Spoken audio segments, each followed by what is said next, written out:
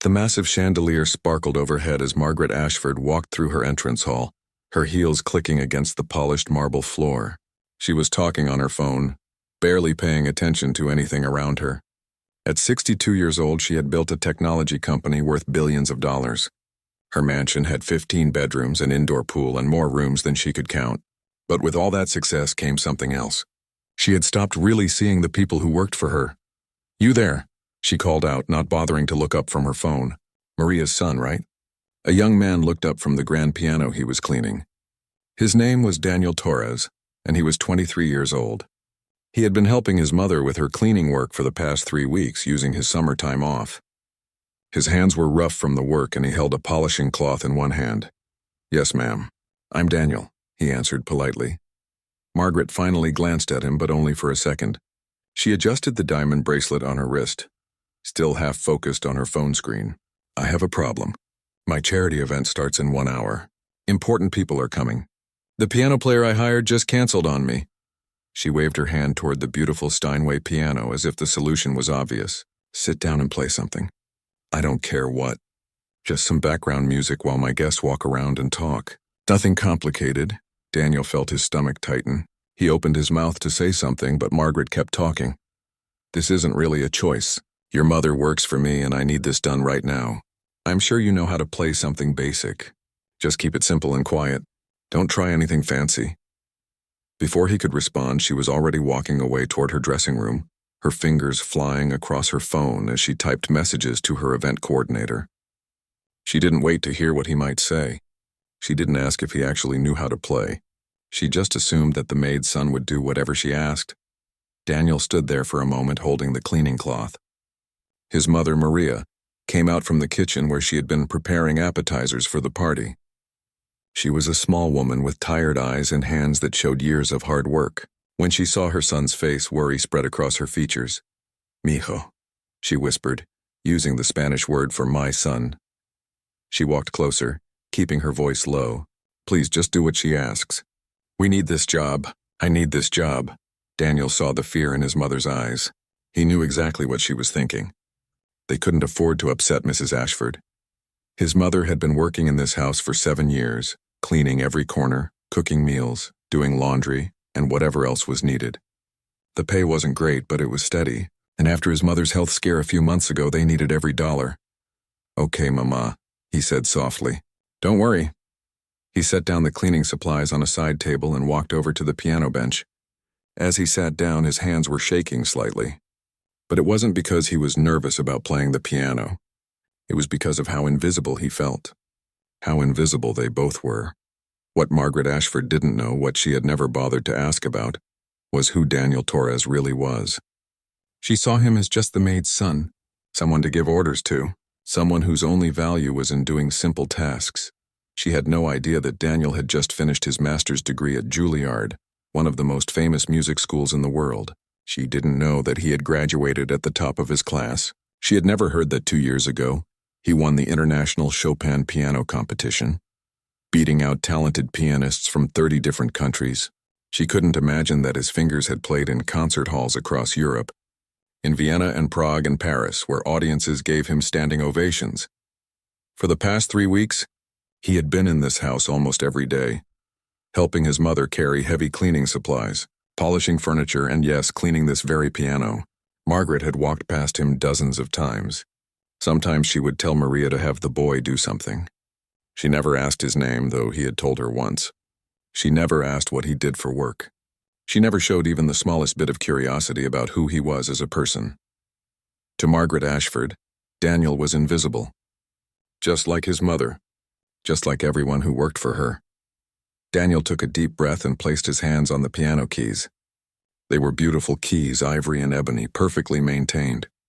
This was a Steinway Model D, worth almost $200,000. It was the same kind of piano he had played on the biggest stages in the world. But here, in this moment, he was just supposed to play something simple as background noise.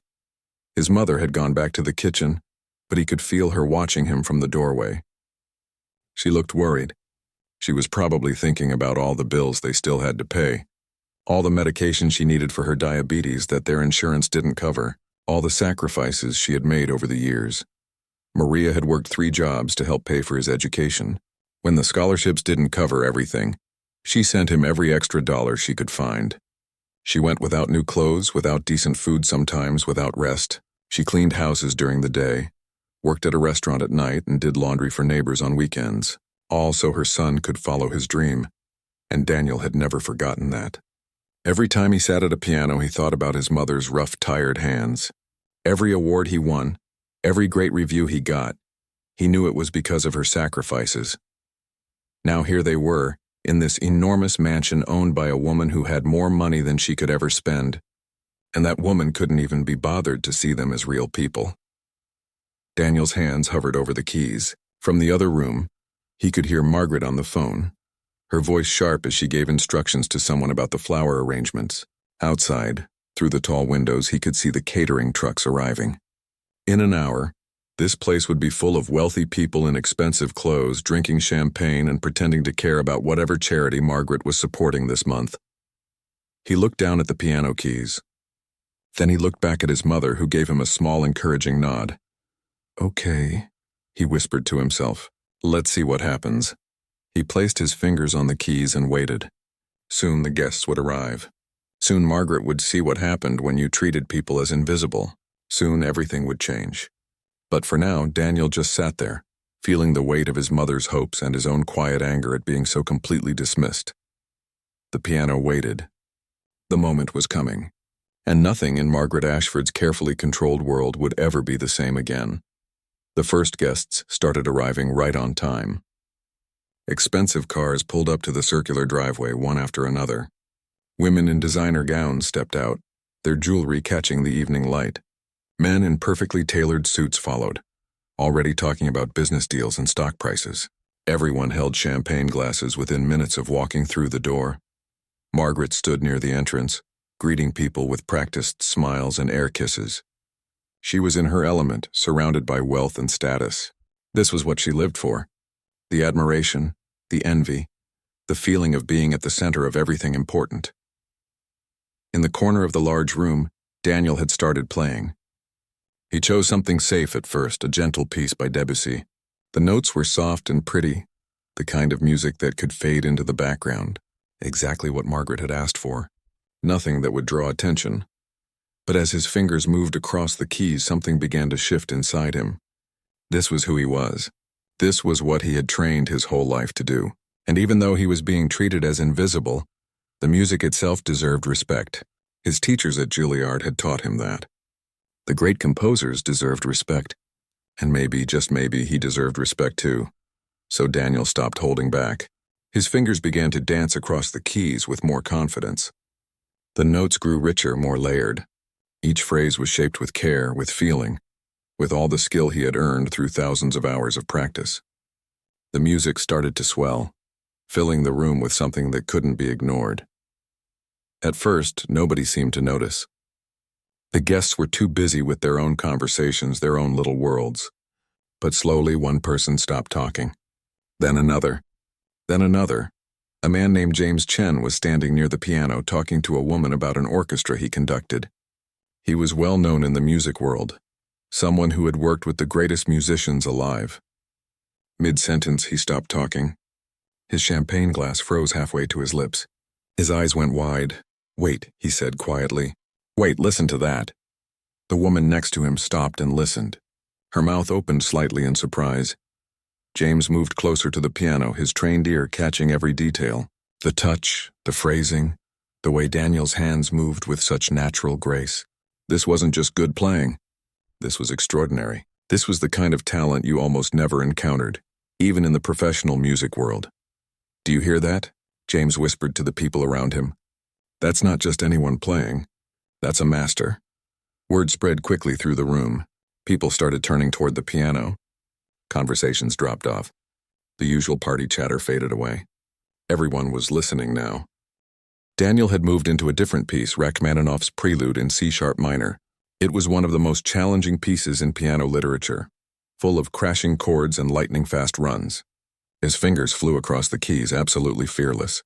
The music was powerful, emotional, almost overwhelming. The chandelier above seemed to shake with the force of it. Some people had tears in their eyes. Others stood with their mouths open, completely stunned. This wasn't background music anymore. This was a performance that belonged in Carnegie Hall, not at some charity event in someone's living room. Margaret finally looked up from her conversation with a major donor. She was annoyed at first. Why was everyone being so quiet? Why weren't people mingling and talking? That's what they were supposed to do at these events. But when she saw her guests, she felt confused. Every single person was staring at the piano. Some had moved closer, crowding around. Others stood frozen where they were, completely mesmerized. What was going on? It was just Maria's son playing some simple background music. That's what she had told him to do.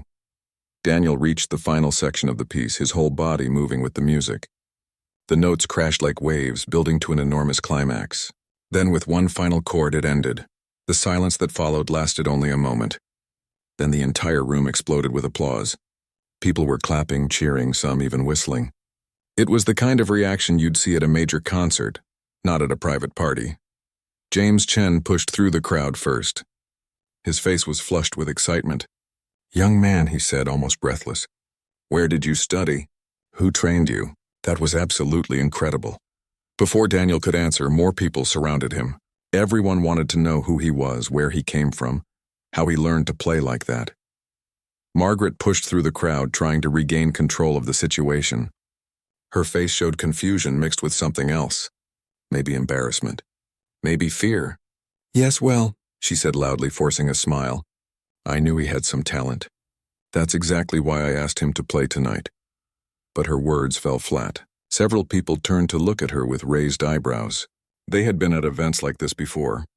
They knew the difference between featuring a talented musician and having some last-minute fill-in. A woman with silver hair named Catherine Winthrop stepped forward. She was one of the most respected people in the city, known for her real charity work, not just writing checks. "Margaret," she said, her voice carrying across the room, "you've been hiding this incredible talent from us. You simply must introduce us properly.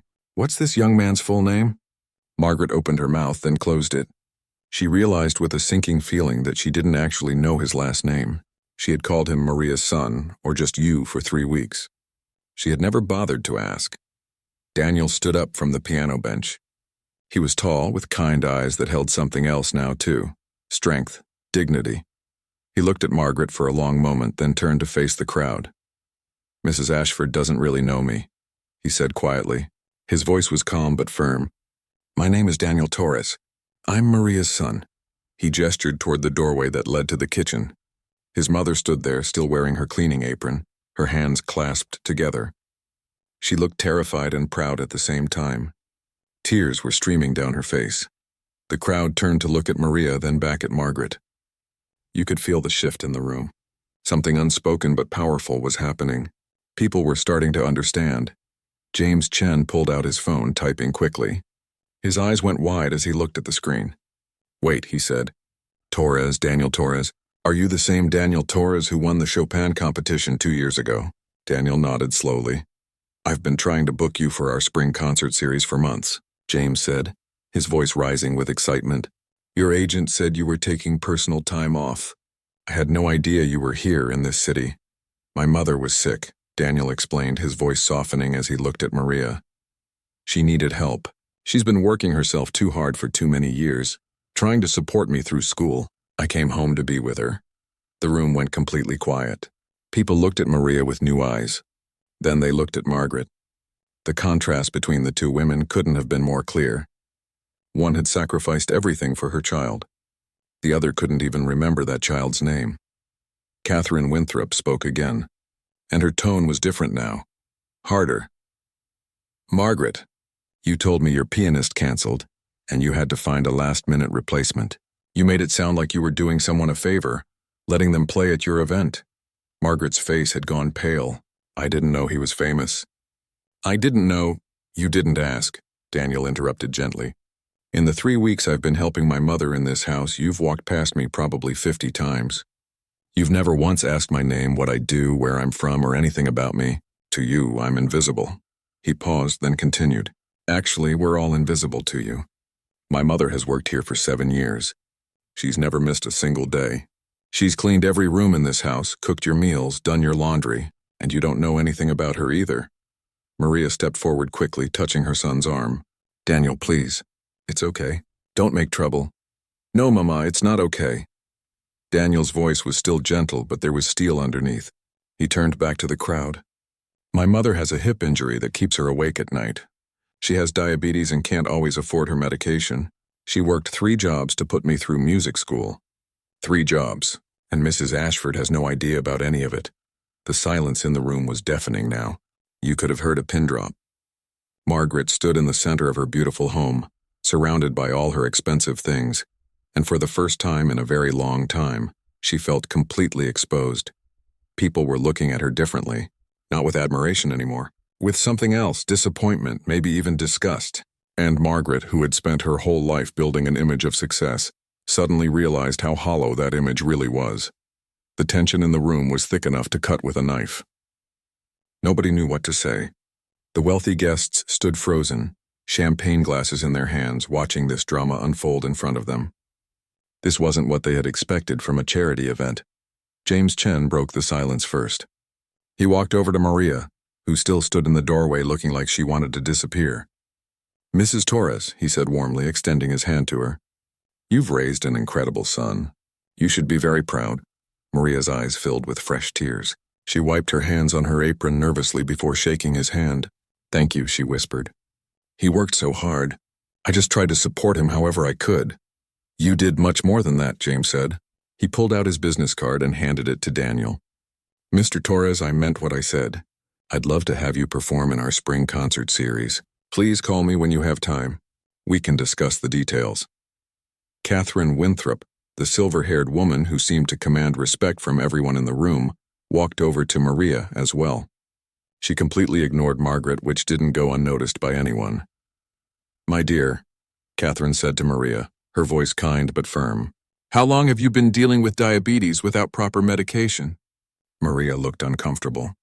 It's okay, I manage. Sometimes the free clinic helps me, and when I can afford it, I buy what I need. That's not acceptable, Catherine said. She pulled out her phone. I'm on the board of 3 healthcare organizations. We help people who fall through the cracks of the insurance system. I'm going to make some calls right now. We'll get you set up with proper care and medication coverage. I can't afford, Maria started to say. It's free, Catherine interrupted. That's what these organizations exist for, to help people like you who work hard but can't access basic health care. She glanced at Margaret with barely concealed disgust. People who should have been helped by their employers long ago. More guests started moving toward him. Daniel and Maria, a woman who owned several art galleries, wanted Daniel to perform at her upcoming exhibition opening.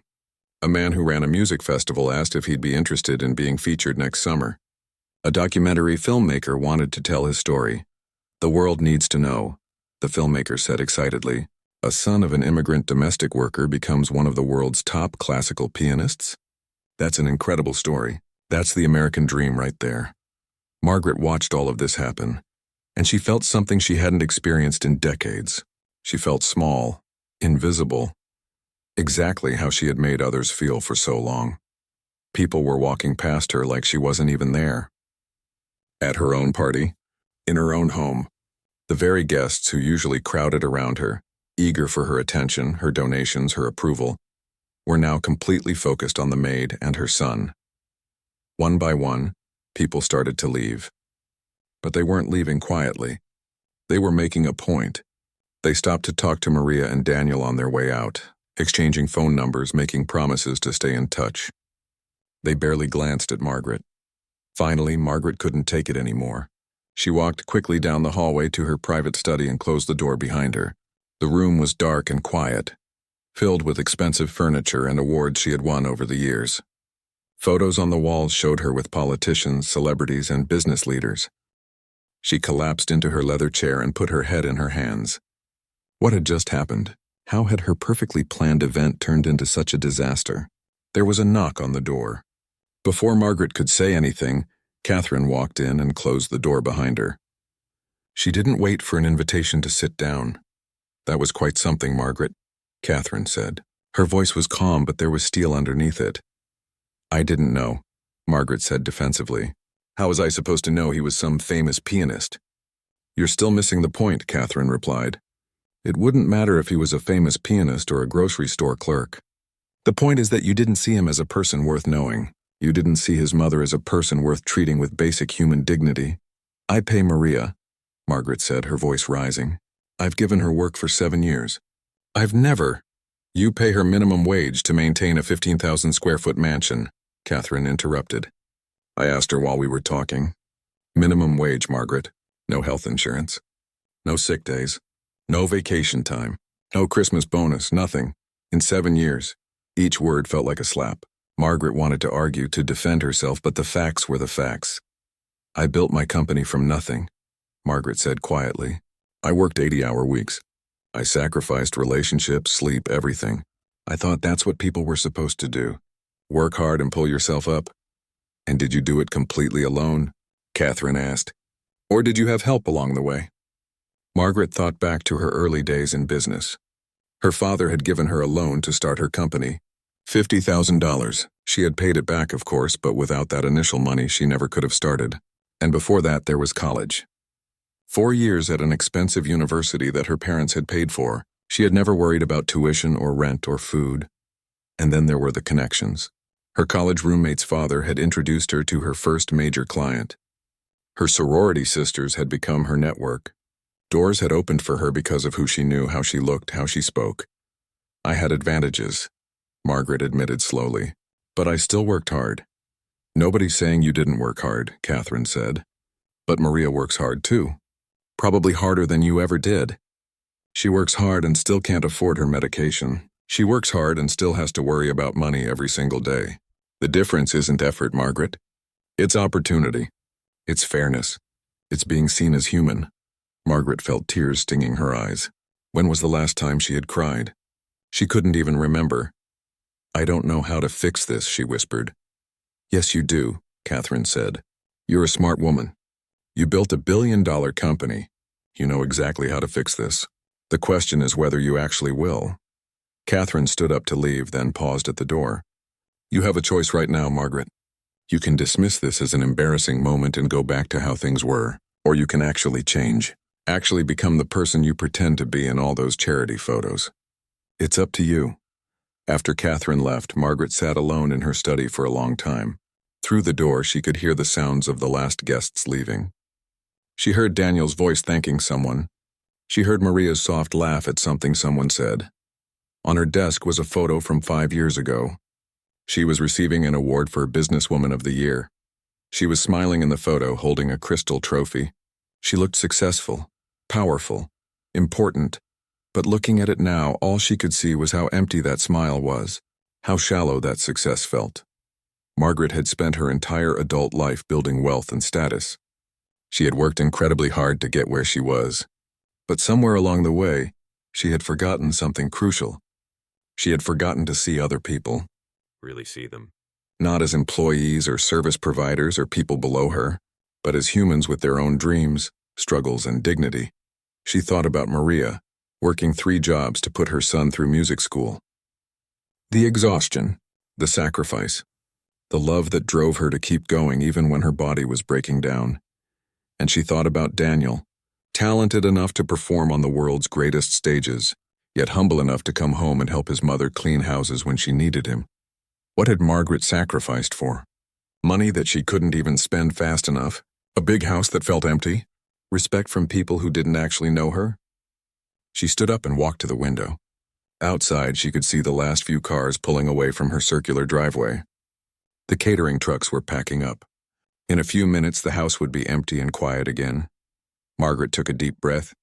Catherine was right. She had a choice to make. She could pretend tonight never happened and go back to her comfortable, isolated life, or she could actually do something real for once. She opened the study door and walked back toward the main room.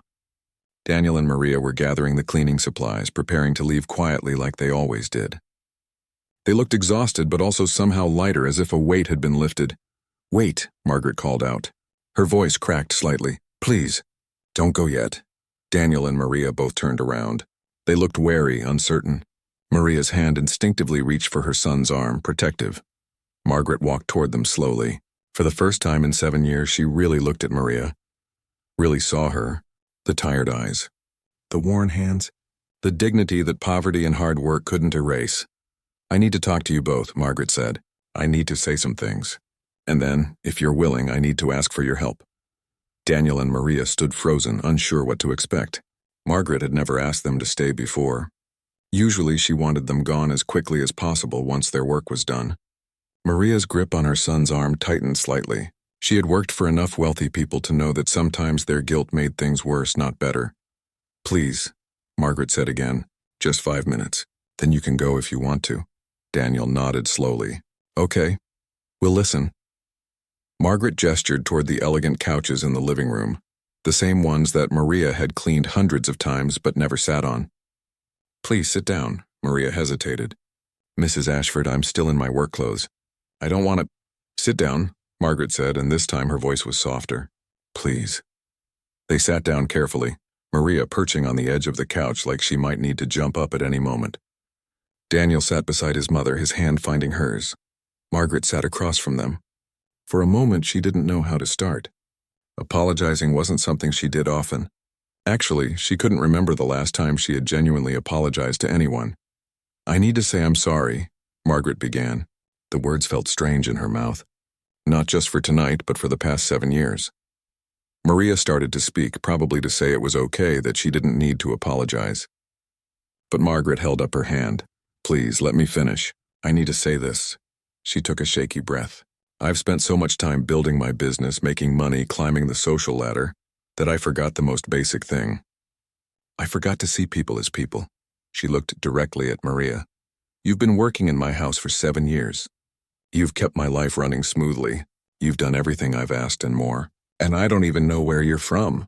I don't know your favorite food. I don't know what makes you happy or what your dreams are. I've treated you like you're invisible." Maria's eyes were shining with tears, but she didn't look away. "I'm from Guatemala," Maria said quietly. "I came here 25 years ago with nothing but a suitcase and a dream that my children could have better lives. My favorite food is tamales, the ones my mother used to make, and my dream already came true. I got to see my son graduate from Juilliard." Margaret felt her throat tighten. "You must have made incredible sacrifices." "Any mother would do the same for their child," Maria replied. "No," Margaret said firmly. "Not any mother. You worked 3 jobs. You went without food sometimes so your son could eat. You ruined your health working so hard. That's not just duty. That's pure love." She thought about her own children. She had 2, a son and a daughter, both in their 30s now. She had sent them to the best boarding schools, the best summer camps, the best universities. But she hadn't raised them. Not really. Nannies and teachers had done that. She had been too busy with her company. Now her son lived in Singapore and called once a month maybe. Her daughter was in London and they hadn't spoken in 6 months. They were successful, yes, but they were strangers to her. And she was a stranger to them. Margaret turned to Daniel. "And you. You could have humiliated me tonight. You had every right to be angry, to call me out in front of everyone, but you didn't. You just told the truth calmly and with dignity."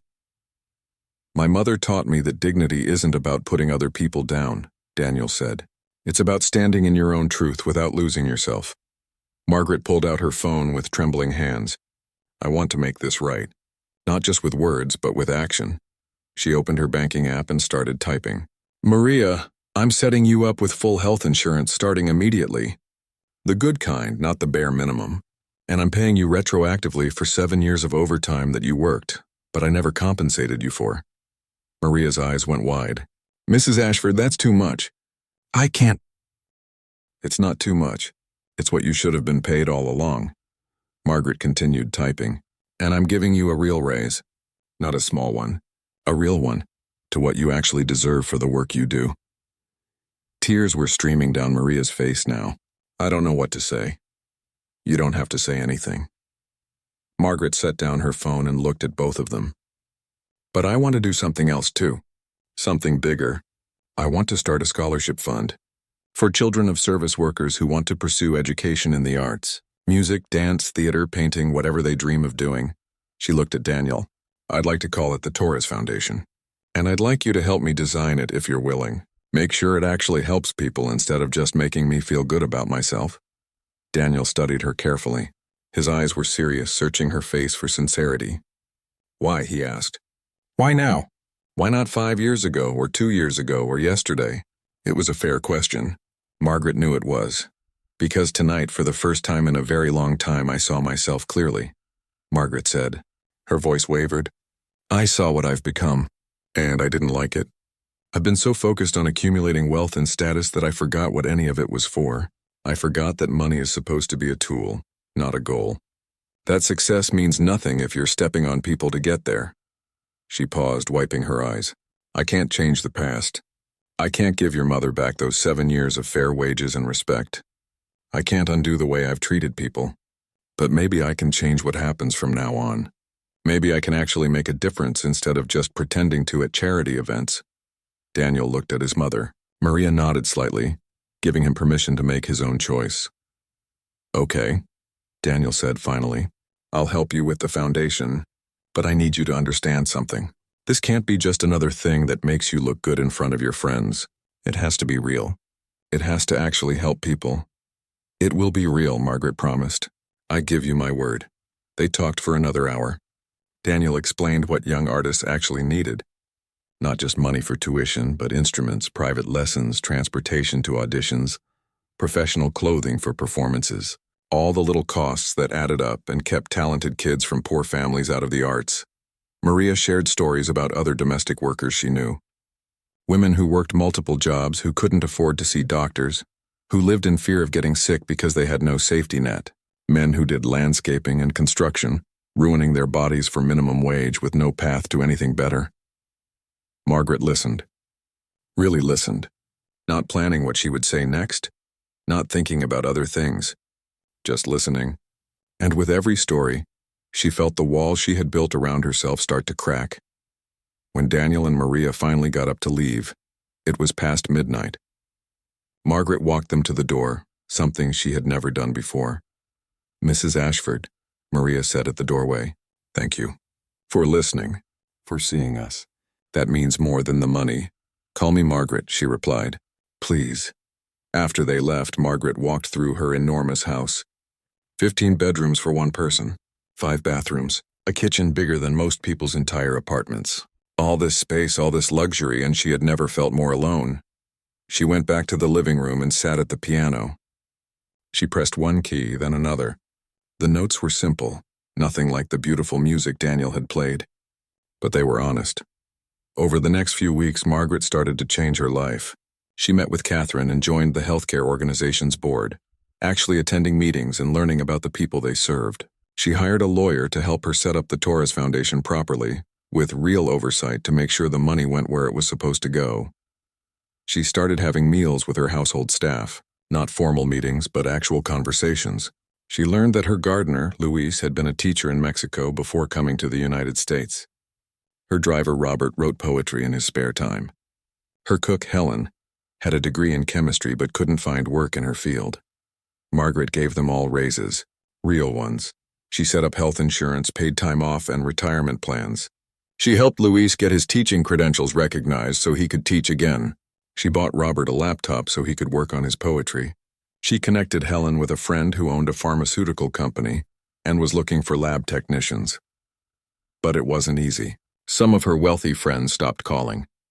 They thought she had gone crazy, that she was being taken advantage of. A few people made snide comments at the country club about her charity project. Margaret realized she didn't care. For the first time in years, she felt like she was doing something real. Something that mattered. Daniel kept his promise too. He worked with Margaret to design the Torres Foundation, making sure it covered all the hidden costs that kept poor kids out of the arts. They set up mentorship programs, connected students with professional artists, and created opportunities for performances. The foundation's first year, they helped 53 young artists. Kids from families like Daniel's who had talent and dreams but no way to pursue them. And slowly, Margaret's big, empty house started to feel a little less empty. Not because of the things in it, but because of the connections she was finally building with the people around her. 1 year after that charity event that changed everything, Margaret sat in her living room on a Sunday afternoon. But it wasn't the same living room anymore. Actually, it wasn't even the same house. She had sold the massive mansion 6 months ago. The 15 bedrooms, the indoor pool, all that wasted space for one person. She had donated most of the money to the Torres Foundation and other organizations that actually helped people. Now she lived in a comfortable but modest home, the kind of place where you could actually hear your own thoughts. The doorbell rang, and Margaret smiled. She knew who it was. Every Sunday, Daniel and Maria came for dinner. It had become their tradition. Come in, Margaret said, opening the door wide. Maria was carrying a covered dish, and the smell coming from it made Margaret's mouth water. I made tamales, Maria said, smiling. The ones my mother used to make. I thought it was time you tried them. I've been waiting for this, Margaret said, taking the dish carefully. Daniel talks about your tamales all the time. They settled into the kitchen, which was Margaret's favorite room now. It was small and cozy, with a window that looked out onto a little garden. Nothing like her old kitchen, which had been so big and fancy that she'd been afraid to use it. Daniel started setting the table while Maria and Margaret worked together to warm up the food. This was how their Sundays went now. No formal dining room, no staff serving them. Just 3 people sharing a meal like family. How was the concert in Boston? Margaret asked Daniel as they sat down to eat. Incredible, Daniel said, his eyes lighting up. Sold-out crowd. And you know what the best part was? There were 5 kids from the Torres Foundation in the audience. Front row seats. Their families couldn't have afforded those tickets, but the foundation covered it. Margaret felt warmth spread through her chest. That's exactly what it's supposed to do. Let them see what's possible. Maria squeezed her son's hand. He played beautifully. I gotta go this time. Margaret made sure I had the time off and a ticket. Of course, Margaret said. I wouldn't have missed it either if I didn't have that board meeting. But I watched the video you sent me about 10 times.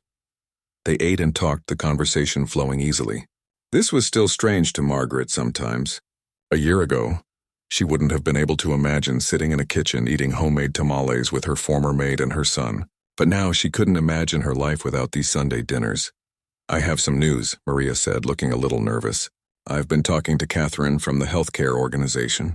She helped me get into a training program for medical assistants. Margaret put down her fork. Maria, that's wonderful. When does it start? Next month. It's a 1-year program. Maria's voice trembled slightly. I've been cleaning houses for 25 years. I never thought I could do anything else. But Catherine said I'd be good at it, and the pay is much better. You'll be amazing at it, Daniel said, beaming at his mother. You've been taking care of people your whole life. I'm scared, Maria admitted. I'm 52 years old. Maybe I'm too old to start something new. You're not too old, Margaret said firmly. If I can learn to change at 63, you can definitely start a new career at 52. And if you need any help with the program, books, supplies, anything, you tell me. You've already done so much, Maria protested. That's what friends do, Margaret said simply. They help each other. The word hung in the air for a moment. Friends. It was true, Margaret realized. These weren't her employees anymore. They weren't people she felt guilty about. They were her friends. Real friends who knew her better than the people she used to call friends ever had. After dinner, they moved to the living room. Margaret had kept one thing from her old house. The piano. Not the expensive Steinway, but a smaller upright piano that had been in one of the guest rooms. It fit perfectly in her new living room. Play something for us, Maria said to Daniel. It was another Sunday tradition. Daniel sat at the piano and started to play. Not one of the complicated classical pieces he performed in concerts, but something simple and beautiful, a melody that filled the small room with warmth. Margaret watched his hands move across the keys and thought about that night a year ago. How she had dismissed him, ordered him to play background music, never bothering to see who he really was. The memory still made her ashamed, but it also reminded her of how far she'd come. You know what's funny? Margaret said when the music ended. I used to think I was successful. I had money, a big house, people who wanted to be around me because of what I could do for them. But I was miserable. I just didn't realize it. And now? Daniel asked. Now I have less money, a smaller house, and half the people I used to know won't talk to me.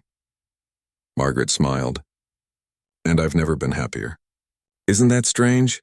It's not strange at all, Maria said softly. You were rich in things but poor in everything that matters. Now it's the other way around. They talked for a while longer about the foundation, about Maria's upcoming training program, about Daniel's tour schedule. Then Maria mentioned something that made Margaret pause. I went back to see my old friend Rosa yesterday, Maria said. She still works for the Peterson family. She's been there for 12 years. No health insurance, no sick days, same wage she started with. Her daughter wants to go to art school, but they can't afford it. Margaret felt the old familiar tug, the one that used to make her uncomfortable because it required her to actually do something. But now it felt different. It felt like purpose. Have Rosa call me, Margaret said. Maybe we can get her daughter into the foundation program. And I'd like to talk to Rosa about her situation. Maybe I can help her have a conversation with her employers about fair wages. You can't save everyone, Daniel said gently. No, Margaret agreed, but I can help some people. And maybe, if enough of us start seeing the people around us, start treating them with dignity and fairness, things will change. Even just a little bit. It was getting late.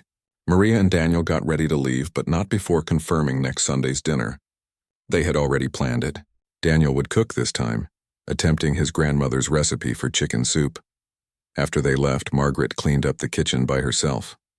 She washed the dishes, wiped down the counters, swept the floor, tasks she used to pay other people to do, tasks she had thought were beneath her. Now she found them peaceful, meditative even. She made herself a cup of tea and sat in her favorite chair by the window. Outside, the sun was setting, painting the sky in shades of orange and pink. Her phone buzzed with a message. It was from Catherine. The board approved the new initiative. We're expanding the healthcare program to cover 500 more families. This is because of you. Thank you for showing up and doing the work. Margaret smiled. A year ago, her phone had been full of messages about stock prices, business deals, and social events she had to attend. Now it was full of messages about real things, programs that helped people, lives that were actually changing. She thought about the question Daniel had asked that first night. Why now? Why had it taken her so long to see what was right in front of her? The truth was she had been afraid. Afraid that if she saw other people's struggles, she'd have to do something about them. Afraid that if she acknowledged how much advantage she'd had, it would diminish her accomplishments. Afraid that caring about others would somehow make her weak. But she had learned something important over this past year. Seeing other people, really seeing them, didn't make you weak. It made you human. And acknowledging that you'd had help and advantages didn't diminish what you'd built. It just made you honest. Margaret's life looked completely different now. She had less money, but she used it better. She had a smaller house, but it felt like a real home. She had fewer friends, but the ones she had were real. She worked just as hard as before, but now her work actually mattered. The Torres Foundation had helped over 200 young artists in its first year. Maria was starting a new career that would give her financial security and purpose. Daniel was thriving, performing around the world but always coming home on Sundays. And Margaret, who had spent decades climbing the ladder of success only to find nothing at the top, had finally found what she'd been looking for all along. It had been there the whole time, in the faces of the people she had trained herself not to see. She picked up her phone and sent a text to Maria. Thank you for the tamales, and thank you for not giving up on me. The response came quickly. Thank you for finally opening your eyes. See you next Sunday. Margaret set down her phone and closed her eyes, listening to the quiet of her small house. No echoing hallways, no footsteps of staff hurrying around. No emptiness that no amount of expensive furniture could fill. Just peace. Just contentment. Just the simple satisfaction of knowing that today, she had been a little bit better than yesterday. And tomorrow she would try to be better still. Outside, the last light of sunset faded into darkness. But inside Margaret's heart, something that had been dark for a very long time was finally truly bright.